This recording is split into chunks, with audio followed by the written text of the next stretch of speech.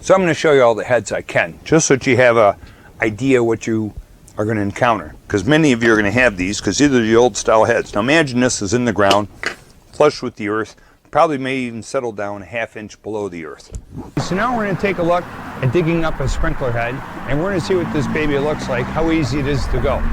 So the plan here is take out more dirt than you think, because you really need to be able to get to the plumbing without filling it with dirt. The other thing you need to do is you really need to get in there and not cut the sprinkler pipe. So ever so gentle with the shovel, and you go for, voila, one sprinkler head. All I want to show you here is you make sure you take out more dirt than you think.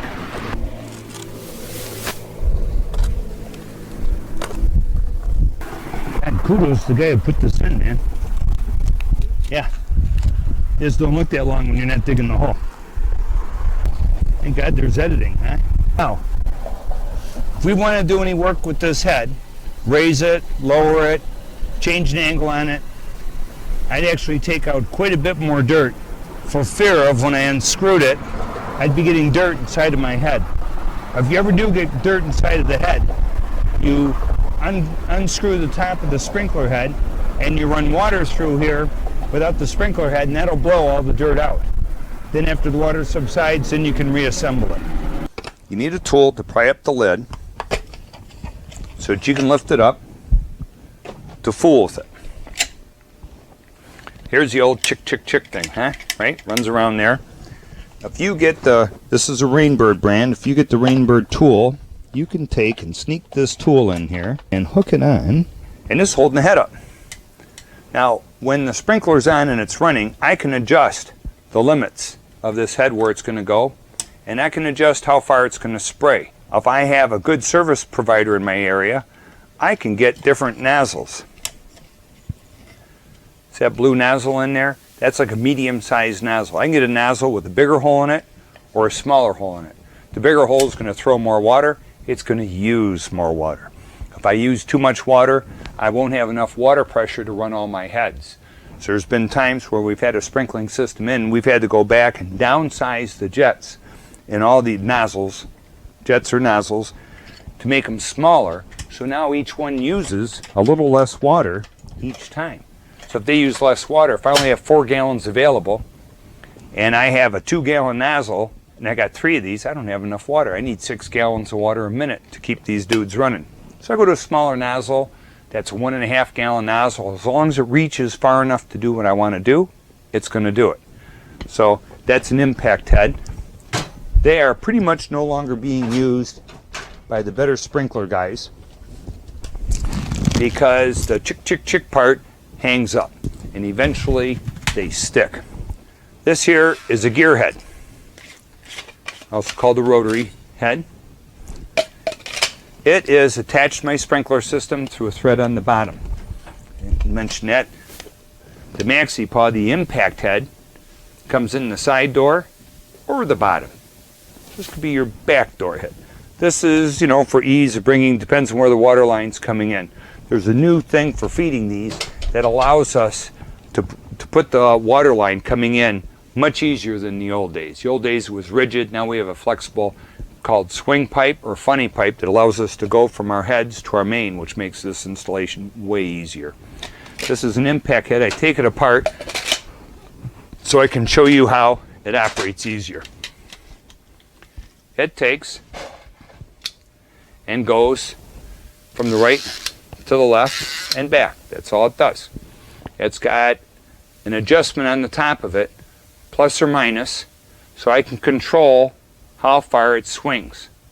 Now, this particular head is a Hunter head. The other company, very popular in my neighborhood, works almost identically, is a Rainbird head. Now, when you adjust either one of these heads, we put it in the ground here, and we want it to do a half circle, a quarter of my yard.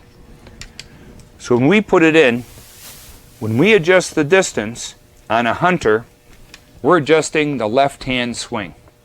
If we hit plus on the Hunter head, it'll go further and come back. If we go minus, it'll go less and come back.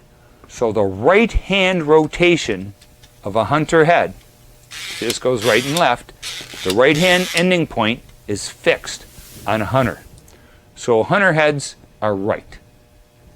Rainbird, on the other hand, thought that left was a better idea. So a Rainbird head still has plus or minus, but the Rainbird head in its rotation is fixed left.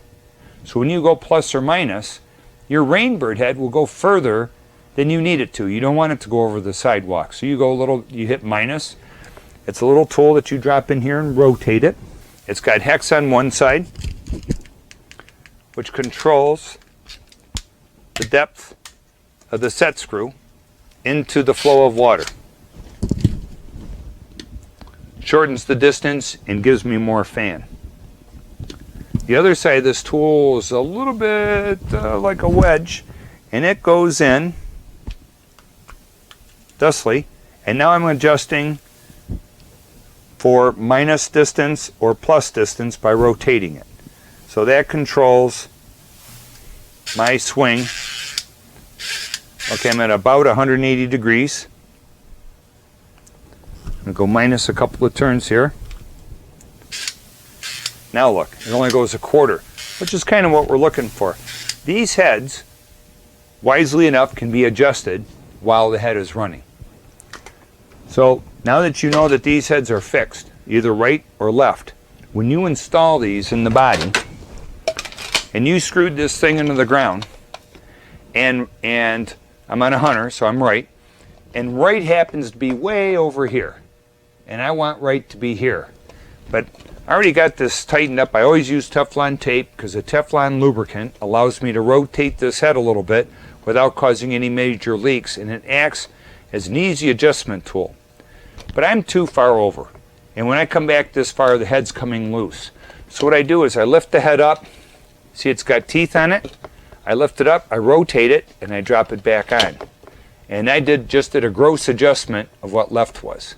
Because when I rotate this here, the left hand fixed position, or right hand, sorry, fixed position rotated with me. So the body's tight, yet I can move the head wherever I want. That's one advantage of the way they set up these sprinkler systems. So you can usually run 2 gears or rotors on a zone, or 4, 2, 6 mist heads on a zone. We talked about the gear heads and how we can make the nozzles greater or smaller to adjust for water flow. You can go from a small 1.5 gallon nozzle, see how small that hole is, all the way up to an 8 gallon per minute nozzle. So now if you have a sprinkler pump or something and you have an unlimited amount of water, you can put in that big nozzle and you can squirt water like you can't believe. Rainbird heads, same thing. We go from a small nozzle, teeny tiny nozzle, to a great big nozzle with even side vents in it. So this baby, if you have a lot of water, you can throw a lot of water. Another cool thing is, after your system's installed, you can change these heads because you may have to adjust how far you're going, or you may have to cut back on how much water you're using because you're robbing other heads. If they don't all come up with good standing pressure, you've got too many heads on a zone.